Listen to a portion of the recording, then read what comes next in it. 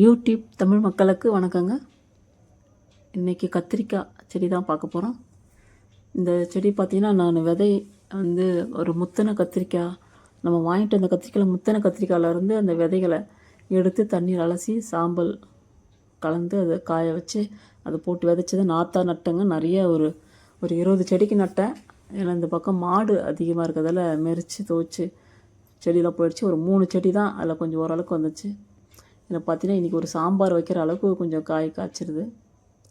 ஏன்னா நம்ம மருந்து போடாத பூச்சி மருந்து இல்லாத நமக்கு இயற்கையாக நமக்கு வந்து நம்ம வீட்டிலே கிடைக்கிற இந்த கத்திரி செடி. நான் இந்த பதிவு ஏன் போடுறேன்னு பார்த்தீங்கன்னா, நமக்கு கத்திரிக்காய் இல்லைன்னா உடலில் வந்து உஷ்ணம் நமக்கு உடம்புல கிடைக்காது.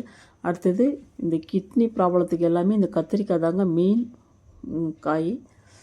ஏன்னா இது அற்புதமான ஒரு எனக்கு தெரிஞ்ச வரல கத்திரிக்காய் மூலிகை. கத்திரிக்காய் இல்லைன்னா கிட்னி ப்ராப்ளத்தை சால்வ் பண்ணவே முடியாது. அப்படிப்பட்ட கத்திரிக்காய் வந்து நீங்கள் கடையில் எங்கே வாங்கினாலும் பூச்சி மருந்து இல்லாமல் விளைய வைக்க முடியாது. ஏன்னா இப்போதைக்கு நிறைய பூச்சிகள் புழுக்கள்லாம் நிறைய உற்பத்தி ஆகிடுச்சு. விவசாயிகளே சொல்கிறாங்க மருந்து அடிக்காமல் கத்திரிக்காய் எங்களால் காய்க்க வைக்கவே முடியாதுன்னு.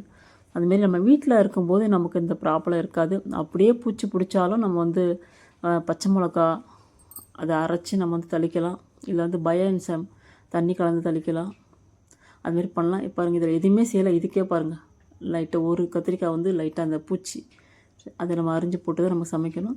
அதுமாதிரி நம்ம வீட்டிலே அதுமாரி இருக்கும். நம்ம இயற்கையான உரங்களை வச்சு அந்த பூச்சி தெளிப்பான் நம்ம தெளித்தோம்னாலே நம்ம ஈஸியாக வளர்க்கலாம். அதேமாதிரி இந்த கத்திரிக்காவை நம்ம பூச்சி மருந்து அடிக்காத கத்திரிக்காவை நம்ம வீட்டில் கொஞ்சம் இடம் கிடச்சாலும் தொட்டி செடி இருந்தாலும் நம்ம வளர்த்தோம்னா இந்த கத்திரிக்காய் வந்து பார்த்திங்கன்னா நம்ம சமையல் பண்ணும்போது வதக்காமல் அது கத்திரிக்காய் கடையலோ இல்லை கத்திரிக்காய் பொரியலோ கத்திரிக்காய் சாம்பாரோ வதக்காமல் நீங்கள் இந்த சமைச்சி சாப்பிட்டிங்கன்னா இந்த கிட்னி ப்ராப்ளம்ன்றது வரவே வராதுங்க. இது பார்த்திங்கன்னா அதில் ஒரு காய் வந்து இது காய்ச்சிது. அது பழமாக அது ஒன்று மொதல் வந்தது, அதை விட்டுட்டேன் அப்படியே.